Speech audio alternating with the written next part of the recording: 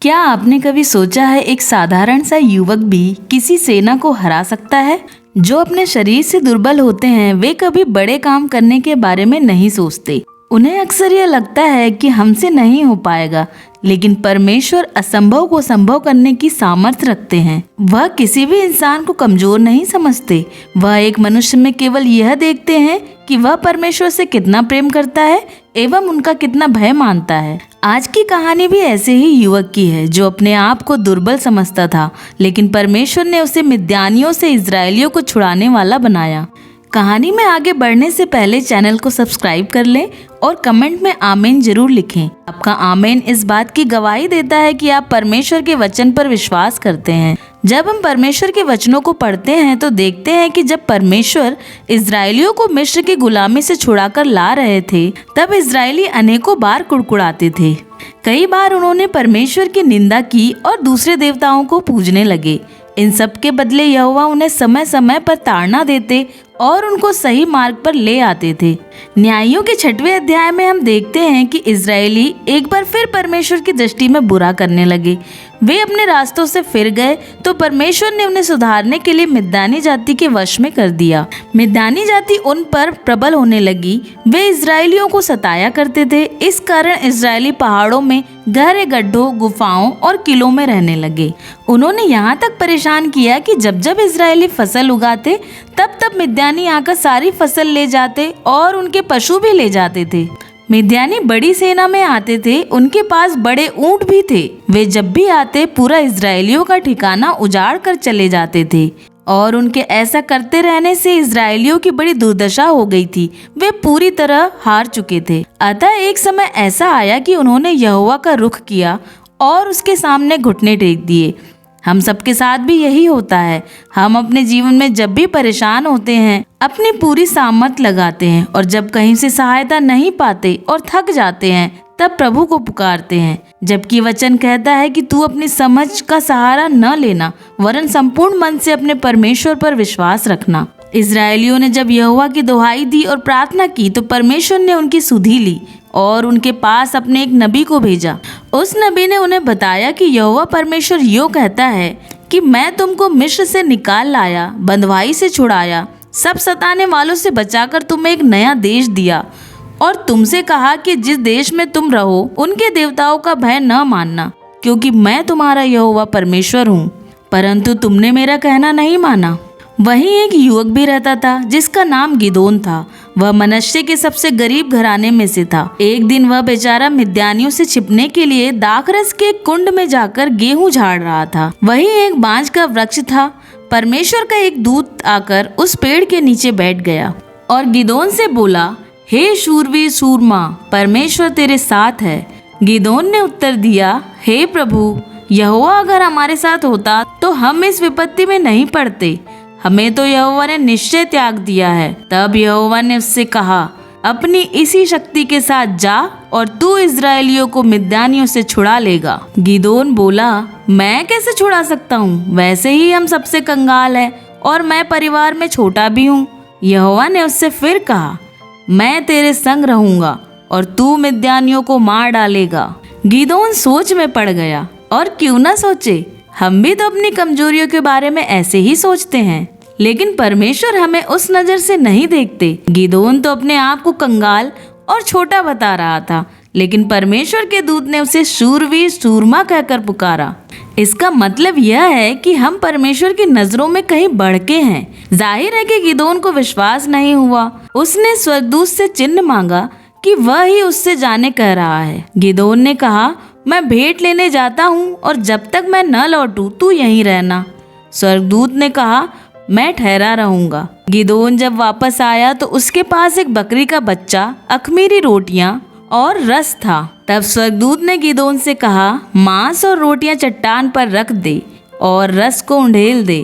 तब यहोवा के दूत ने अपनी लाठी से मांस और रोटियों को छुआ और चट्टान से आग निकली और दूत वहां से चला गया। गिदोन थोड़ा डर गया और कहने लगा, हाय प्रभु, मैंने तो यहोवा के दूत को साक्षात देखा है। यहोवा ने उससे कहा, मत डर, तू न मरेगा, तुझे शांति मिले। गिदोन फिर घर चला गया और उसी रात को परमेश्वर ने उसे दर्शन देकर कहा, अपने पिता का जवान बैल ले और बाल देवता की जो वेदी तेरे पिता की है उसे गिरा दे। पास जो अशेरा देवी है उसे काट डाल और पहाड़ की चोटी पर अपने परमेश्वर यहोवा की वेदी बना। फिर उस बैल को ले अशेरा की लकड़ी जो तूने काटा है उसे जलाकर होम बलि चढ़ा। गिदोन ने सोचा, यह मैं पिता के और नगर वालों के सामने कैसे करूं? वह उनसे डर गया था, इसलिए उसने यह काम रात को किया। जब नगर वाले सुबह उठकर देखे तो सोचने लगे, यह किसने किया होगा? पूछ पाछ कर कहने लगे, जरूर गिदोन ने किया है। तब नगर वालों ने उसके पिता से कहा, गिदोन को बाहर ला कि वह मार डाला जाए, क्योंकि उसने बाल की वेदी गिराई है और अशेरा को काट डाला। तब गिदोन के पिता ने कहा, क्या तुम इसके लिए गिदोन को मारोगे? सुबह तक ठहरो, बाल स्वयं अगर ईश्वर होगा तो अपना हिसाब स्वयं ले लेगा। कुछ समय बाद मिद्यानी लोगों ने इजरायलियों को घेरना शुरू किया तो यहोवा का आत्मा गिदोन पर उतरा। उसने नरसिंगा फूका और सब नगर वालों को इकट्ठा किया। उसने मनश्शे, नप्ताली, जबूलून तक अपने दूत भेजे और सबको इकट्ठा किया और परमेश्वर से कहा कि तूने जैसा कहा था कि तू मेरे द्वारा इजरायलियों को मिद्यानियों से छुड़ाएगा, तो मुझे उसका चिन्ह दे। तब गिदोन ने भेड़ी का ऊन खलियान में रखा और अगली सुबह देखा कि ऊन ओस से गीली थी और सारी भूमि सूखी थी, क्योंकि गिदोन ने ऐसा करने को कहा था। फिर गिदोन ने एक और बार परीक्षा की और परमेश्वर से ठीक उल्टा करने को कहा, और इस बार परमेश्वर ने ऊन को सूखी रखा और सारी भूमि पर ओस गिराई। अब गिदोन निश्चय कर चुका था कि यहोवा उसके संग है। अगली सुबह गिदोन इजरायलियों के साथ उठा और मिद्यानियों के निकट डेरे डालने को चला। लेकिन परमेश्वर तो इजरायलियों की फितरत जानता था कि वे बार बार पलट जाते हैं और यहोवा पर कुड़कुड़ाते हैं। इसलिए उसने गिदोन से कहा, तू इतनी बड़ी सेना लेकर जाएगा तो इजराइल मेरे विरुद्ध अपनी बढ़ाई मारेगा कि हमने तो अपने भुजबल से युद्ध जीता है। इसलिए तू जा और सबको आज्ञा दे। तब गिदोन ने जाकर सबसे कहा कि जो कोई युद्ध से डर रहा हो वापस चला जाए। तो 22,000 लोग लौट गए। परमेश्वर ने कहा, अभी भी लोग ज्यादा हैं। तो गिदोन परमेश्वर के अनुसार सबको पानी के सोते के पास ले गया और लोगों से पानी पीने को कहा। उनमें से कुछ लोगों ने घुटने टेक कर पानी पिया और कुछ लोगों ने हाथ में लेकर चपड़ चपड़ की आवाज से पानी पिया, और इनकी गिनती 300 थी। तब यहोवा ने गिदोन से कहा, उन लोगों को लेकर जा और मैं इनके द्वारा मिद्यानियों को तेरे हाथ में कर दूंगा। उसी रात यहोवा ने गिदोन से कहा, उठ और चढ़ाई कर, और अगर तुझे डर लग रहा हो तो जाकर उनकी छावनी के पास सुन कि वे क्या कहते हैं।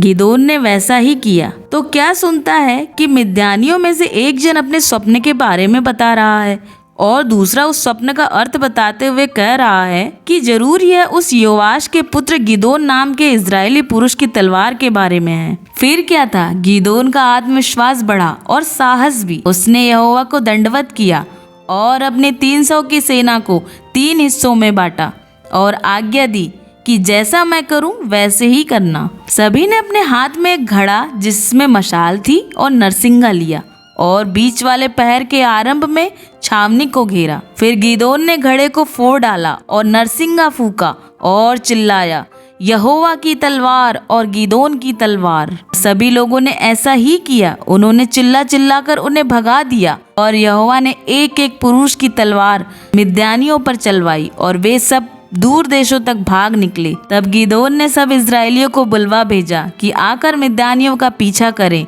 और वे सब आए और मिद्यानियों के हाकिमों को घात किया और यरदन और उसके हिस्से को कब्जे में लिया। इस तरह परमेश्वर ने इजरायलियों की सुधि लेने के लिए एक साधारण से बालक को खड़ा किया, ताकि वे जान ले सामर्थ किसी बाल देवता में नहीं या ताकतवर पुरुष में नहीं, वरन जिसे यहोवा चुनता है उसमें होती है। यहोवा परमेश्वर अगर चाहे तो निर्बल को बलवंत कर दे और बलवंत को निर्बल।